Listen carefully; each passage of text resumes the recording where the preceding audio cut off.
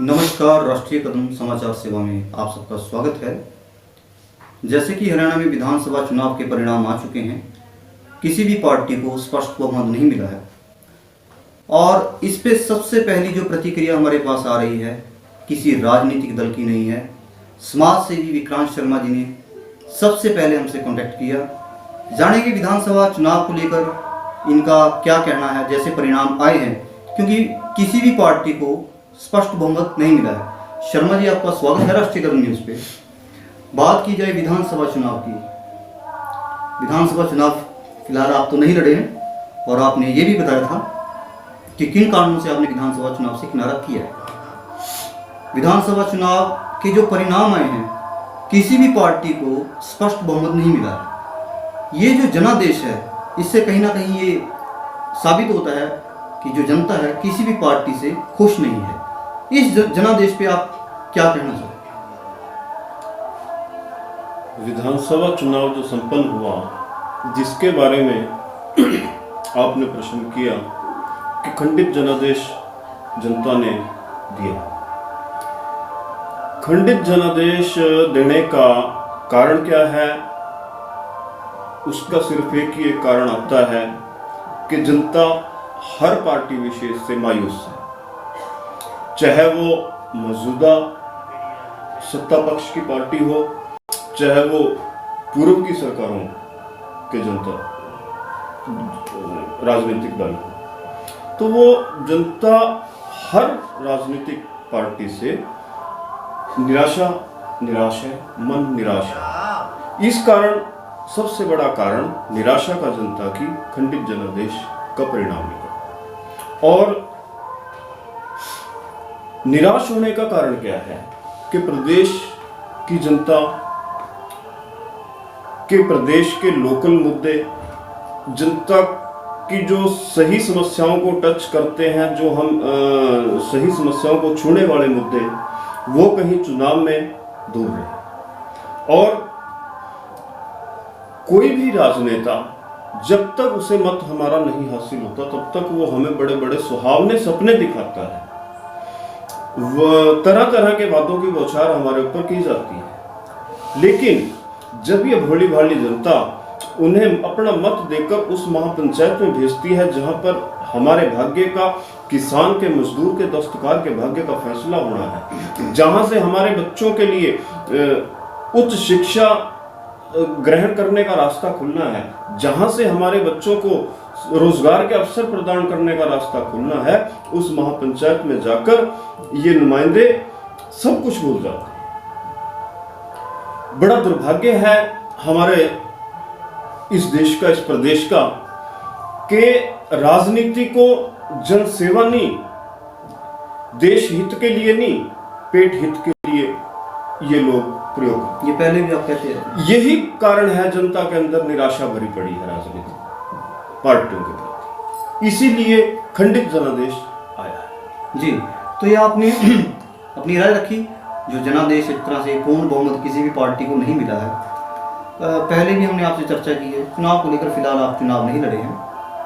अगर जब भी आप चुनाव लड़ेंगे और जीत कर आएंगे, ऐसे किन वर्गों के लिए आप काम करेंगे, आप भी अपनी राय याद रखें, क्योंकि आप समाज के प्रति बहुत ही अच्छे काम कर रहे हैं। और अभी कुछ दिन पहले समाज के लिए आपने जो काम किया, एक गरीब परिवार को आपके ग्रुप ने आपने खाद्य सामग्री प्रदान की, गरीब विधवा औरत को। तो आज हम आपसे पूछना चाहेंगे, खुलकर आप बताइए, ऐसे किस वर्ग के लिए, किन वर्गों के लिए आप काम करेंगे जब आप चुनाव लड़ेंगे? ऐसा है कि पहली बात तो भविष्य के गर्भ में है कि आने वाला कल क्या होगा, लेकिन अगर आपने प्रश्न किया है तो मैं जवाब देना भी वाजिब समझूंगा कि हम किस वर्ग के लिए क्या कारगुजारी रहेगी। हमारी कारगुजारी एक वर्ग विशेष के लिए नहीं रहेगी, हमारी कारगुजारी एक व्यक्ति विशेष के लिए नहीं रहेगी। हमारा भरसक प्रयास होगा कि जिस गरीब तबके को, जिस मजबूर तबके को 70 साल देश की आज़ादी को हो गए, आज तक उन लोगों को ऊपर उठाने के लिए किसी ने अपनी आहुति नहीं दी। हमारा सबसे पहली जो पुरजोर कोशिश होगी उस दबे कुचले समाज के लोगों को ऊपर उठाने की होगी। क्योंकि हमने किसी एक जाति विशेष की लड़ाई नहीं लड़नी, हमने किसी एक धर्म विशेष की लड़ाई नहीं लड़नी, हमने सर्व समाज का हित देखना है। और हर समाज में, हर जाति में, हर धर्म में गरीब और पिछड़े लोगों की लाइन लगी हुई। जैसे कि कुछ बताइए। जैसे कि उदाहरण के तौर पर मैं आपको बताता हूं कि हमारे आज मेरे गांव में, आसपास के गांव में बहुत से परिवार ऐसे हैं कि जिन परिवारों का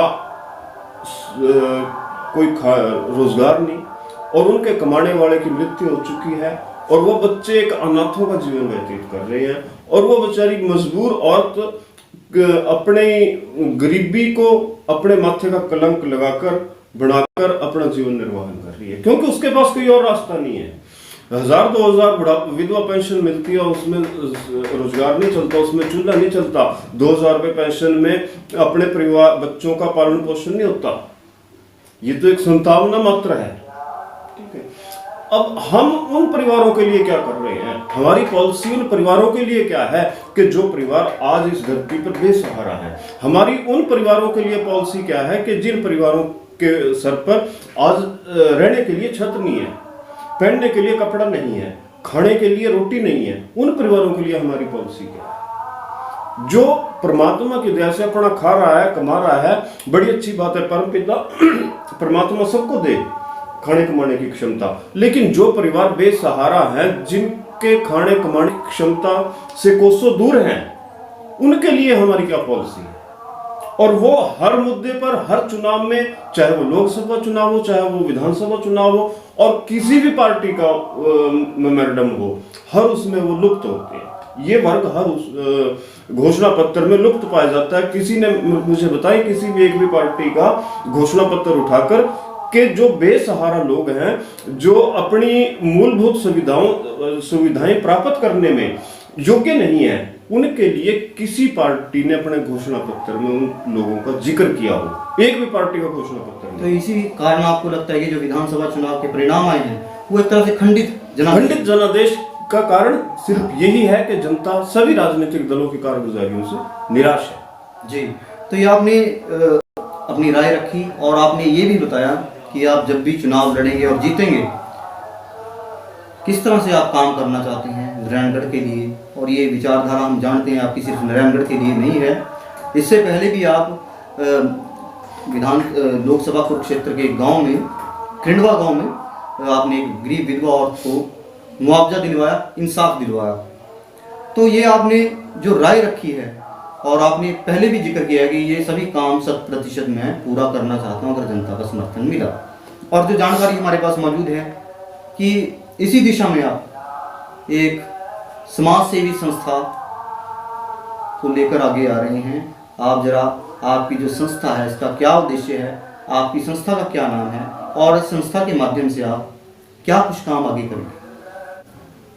इसके लिए मैं प्रदेशवासियों को सबसे पहले तो बधाई देता हूं कि हमने परमार्थ सेवा सभा के नाम से प्रदेश स्तर के संगठन का निर्माण किया और उसमें हमारा मेन उद्देश्य, मुख्य उद्देश्य यही रहेगा कि हम अपने समाज को, अपनी युवा पीढ़ी को समाज में दबे कुचले लोगों की सहायता के लिए जागरूक कर सके और पर्यावरण संबंधी लोगों में जागरूकता पैदा कर सके और जल बचाओ मुहिम के लिए लोगों को तैयार कर सके और लोगों के अंदर एक जागृति पैदा की जाए कि जल ही जीवन है और एक समय ऐसा भी आएगा अगर हमने सही समय रहते इसके ऊपर कोई कार्य ना किया कि हम पानी की बूंद बूंद को तरस जाएंगे। तो यही हमारा संस्था का मुख्य उद्देश्य होगा और मेरा ये भी उद्देश्य है कि मैं अपने संगठन की इस मुहिम को पूरे प्रदेश के कोने कोने में लेके जाऊं।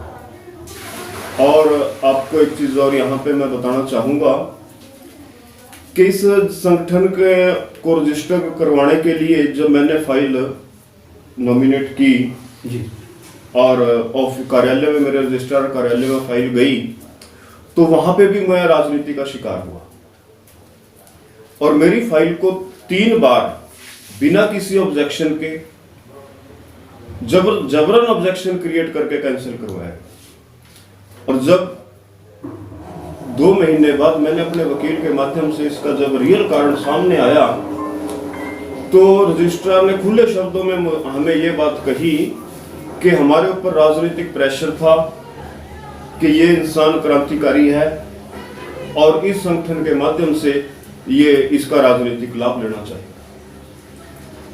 तो मैंने रजिस्ट्रार को बड़े ही विनम्र शब्दों में एक बात कही थी कि रजिस्ट्रार साहब, आप मुझे एक एफिडेविट लिख के दें कि जो इस देश में, जो इस प्रदेश में आंदोलनकारी इंसान हैं, उन्हें अपना संगठन बनाने का अधिकार नहीं है, उन्हें समाज सेवा करने का अधिकार नहीं है, तो मैं अपनी फाइल वापस कर ले लूंगा और जीवन में कभी भी संगठन बनाने की सोच नहीं रखूंगा। लेकिन उनकी नैतिक मजबूरी हमने पैदा की कि इस संगठन को हमारा अधिकार है संगठन बनाना, और हमारे संगठन के नाम को तब जाकर अप्रूवल मिला। जी धन्यवाद शर्मा जी। और आपने जो समाज के प्रति एक मुहिम आप जो शुरू करने जा रहे हैं, इसके लिए हमारी शुभकामनाएं आपके साथ हैं। समाज के लिए आप अच्छे काम करें, और नारायणगढ़ के लिए नहीं, हम ये कहेंगे पूरे प्रदेश के लिए आप काम करें। समाज के लिए पहले भी आप काम करते हैं, और इस चीज़ का भी हम इंतजार करेंगे आप विधानसभा चुनाव में कब उतरेंगे, क्योंकि विधानसभा चुनाव को लेकर चर्चा हम करते रहे और आगे भी आपसे करते रहेंगे। धन्यवाद, आपने समय दिया। तो जिस समय हम मौजूद थे विधानसभा नारायणगढ़ के ग्राम फतेहगढ़ में, जहां से हमारे साथ जुड़े हुए थे समाज सेवी विक्रांत शर्मा जी, जिन्होंने विधानसभा चुनाव को लेकर जो माइंडेड एक तरह से आया है, क्योंकि किसी भी पार्टी को स्पष्ट बहुमत नहीं मिला है, इसको लेकर अपनी राय रखी। और नारायणगढ़ से कोई भी मुद्दा हो, देश से, प्रदेश से, क्षेत्रीय मुद्दा हो, उसको लेकर सबसे पहले हमसे अगर कोई जुड़ता है वो समाज सेवी विक्रांत शर्मा जी हैं। और इन्होंने एक समाज सेवी संस्था जो ये लेके आ रहे हैं, इसके बारे में हमें बताया कि ये समाज के लिए, गरीबों के लिए, पर्यावरण के लिए, और जल जो कि जीवन, जल से ही जीवन है, जल के लिए काम करेंगे। और हमारी शुभकामनाएं भी शर्मा जी के साथ हैं, ये समाज के लिए अच्छे काम करें और इनको राजनीतिक जीवन में सफलता प्राप्त हो।